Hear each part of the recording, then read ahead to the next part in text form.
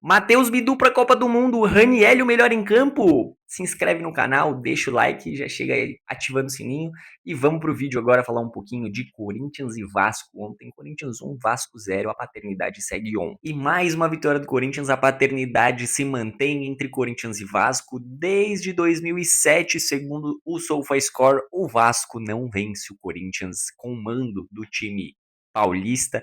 Então, assim, esquece, o Vasco tem muita dificuldade de bater de frente com o Corinthians, aí isso é histórico.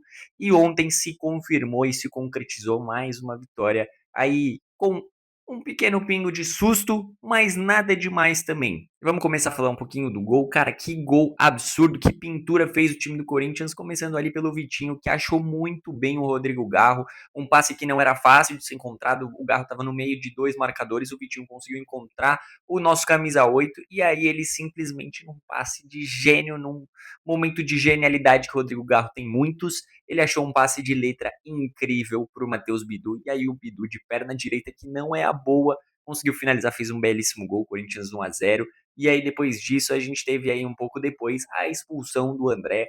Pô, menino, a gente sabe disso, tem muito que ser conversado no vestiário, mas o André precisa colocar a cabeça no lugar, o Diniz precisa trabalhar ele, precisa conseguir organizar a cabeça do André, porque não dá duas expulsões consecutivas dentro do Brasileirão, ele vem prejudicando o time e acaba sobrecarregando muito seus companheiros do sistema defensivo, vem sofrendo com essas expulsões aí, primeiro no derby, aquele gesto que a gente comentou um pouco sobre, e, cara, um gesto obsceno que não pode acontecer, infelizmente o menino se perdeu naquele lance, beleza, e aí agora ele faz uma falta no campo de ataque quase dentro da área do Vasco, uma falta que não podia ter acontecido, desnecessária, não era perigo iminente de gol, não tinha nada acontecendo, o time do Vasco não vinha nem para o contra-ataque, o Thiago Mendes estava puxando para a linha de lado, não estava nem puxando para frente um contra-ataque, então aí o André foi infeliz ali, deu um carrinho por trás, podia sim ter quebrado a perna ali, des, pô, machucado, o André podia sim ter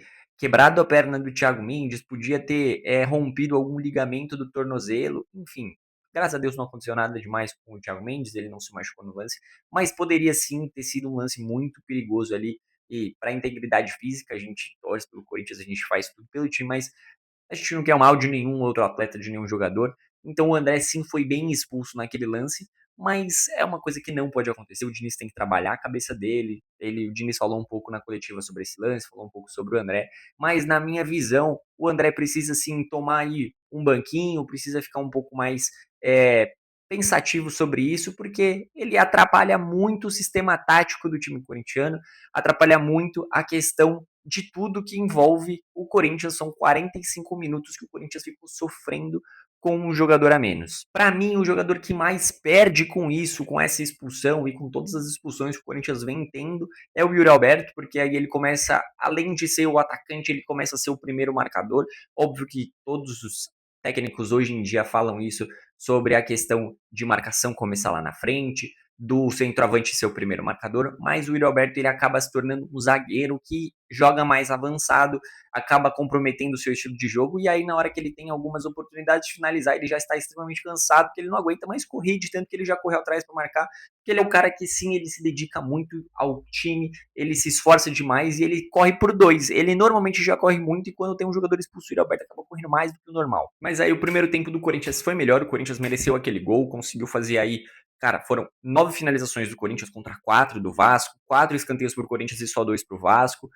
O time trocou mais passes, foram 212 passes contra 195 passes do Vasco. Então, assim, num geral, o time do Corinthians foi melhor no primeiro tempo, mereceu o gol e saiu vitorioso no primeiro tempo. Já o segundo tempo foi totalmente do Vasco, totalmente o contrário, porque o time tinha um jogador a menos, então a tendência sim é do time se defender, do jogador acabar indo mais para trás e se protegendo um pouco mais, mas aí o time do Vasco não conseguiu criar o suficiente, o time do Renato Gaúcho não conseguiu fazer o que tinha que ser feito, e aí ficou chuveirando bola na área, e isso só consagrou mais a defesa corintiana, Gustavo Henrique e Gabriel Paulista, que partida perfeita dos dois, ali muito bem na defesa, as bolas alçadas na área, todas elas eles estavam inteiros no lance, conseguiram desarmar de forma precisa, então assim, os dois ali impecáveis na partida, tem que ser exaltado aí, enaltecido o Ranieri, que partida do Ranieri, se essa não foi a melhor partida dele pelo Corinthians, tá no top 3 facilmente, que partida perfeita, ele marcando o Cauã Barros ali pelo lado direito da defesa corintiana, né, muito bem, preciso, fazendo uma partida de manual, ele já jogou algumas vezes como lateral, ele bem disse isso na zona mista, aí falou que já não era a primeira vez que ele atuava como lateral, mas no Corinthians foi a primeira vez e ele fez uma partida impecável. Quando eu vi a escalação, eu olhei e falei, quem que vai fazer essa lateral direita? Porque o Corinthians solta por posição, né? Ele não solta em ordem numérica a escalação. E aí ele começou ali com o Cauê, que fantástico a partida do Cauê também. Começou com o Cauê no gol, e aí já veio o Gabriel Paulista, Gustavo Henrique, não sei o que. Eu olhei, eu falei, meu Deus, quem que vai ser o nosso lateral direito hoje? Ele vai meter o, o Alan, vai meter o Ranieri, quem que vai ser o jogador ali, vai botar o André para fazer essa lateral direita, quem que ia? Aí a hora que começou o jogo eu vi que realmente estava o Ranieri ali fazendo a lateral direita, e que partida impecável do Ranieri, muito bem ali na cobertura e até saindo para o ataque, então o Mateuzinho que se cuide, porque se não ficar esperto, continuar aí querendo ser expulso, óbvio, foi a primeira expulsão do Mateuzinho essa no derby, mas se ele continuar sendo expulso, aí um abraço, né, Ranieri vai tomar a vaga dele, então, para mim, assim, perfeita a partida do Ranieri, o melhor em campo, se não fosse ele, talvez a gente sofresse muito mais ali com o Cauã pelo lado esquerdo, que é o jogador mais agudo, mais perigoso do time do Vasco, e ele foi anulado pelo Ranieri, pô, fantástico. E aí tem que falar também o Cauê, a hora que precisou, a hora que a bola foi no gol, o Cauê muito seguro, muito tranquilo, tem um bom trabalho com os pés também, que é o que o Diniz fala, o que o Diniz prega, e o Cauê aí um bom trabalho com os pés também, teve até uma hora que ele deu um drible ali, não lembro exatamente em qual jogador do Vasco, mas dentro da área ele conseguiu driblar e sair jogando bem, tranquilo, calmo, muito, muito bem, então Hugo machucado, Hugo suspenso, aparentemente a gente começa a ter aí um substituto à altura, começa a ter um substituto que passa um pouco mais de confiança. O Matheus Donelli, cara, a gente tem um problema com o Donelli que acho que 80% da torcida tem os dois pés atrás com o Donelli. Eu sou um deles. Sou muito crítico do Donelli. Ele teve as oportunidades dele, teve as chances dele, mas ele não conseguiu converter isso em boas atuações, não conseguiu fazer boas partidas. Então, é um goleiro que sofreu muito aí dentro do Corinthians. É cria da base. Ele é corintianíssimo. Desde pequeno tem foto dele frequentando o estádio e tudo mais. Então, uma pena o Matheus Donelli, mas ele não é um goleiro à altura de um time do tamanho do Corinthians. E o próprio Felipe Longo, cara, eu acho que é um goleiro que é melhor do que o Donelli, mas tem muito a ser trabalhado ainda, muito cru, muita dificuldade ali em algumas bolas que são um pouco mais difíceis de ser defendidas. Então, para mim, o Felipe Longo é um cara que deveria ser emprestado para pegar a rodagem, pegar a experiência e depois voltar e ser testado novamente. Mas o Cauê, de todos os goleiros aí que a gente teve dessa última safra, é o mais completo e o mais seguro que a gente tem ali no gol corintiano. Então, para mim, baita partida do Cauê, baita achado do time do Corinthians também.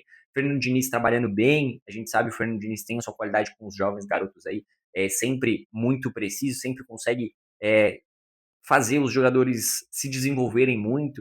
E agora a esperança do Diniz é ele conseguir desenvolver e melhorar a cabeça do nosso querido André, que hoje é um pilar daquele meio de campo, um jogador muito bom, cara, se mostrou aí excelente jogador, mas a cabeça dele às vezes dá uma pifada, pô.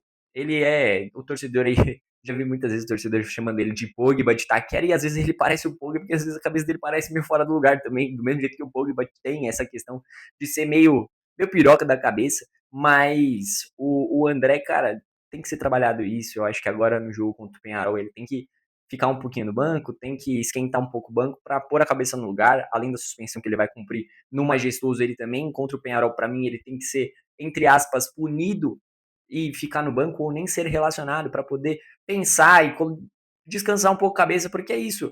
Não adianta você punir financeiramente só, você tem que também punir de outras formas e tentar fazer o menino se encaixar e acalmar um pouquinho. Talvez ele esteja com excesso de vontade, porque é isso, um carrinho desnecessário no meio de campo.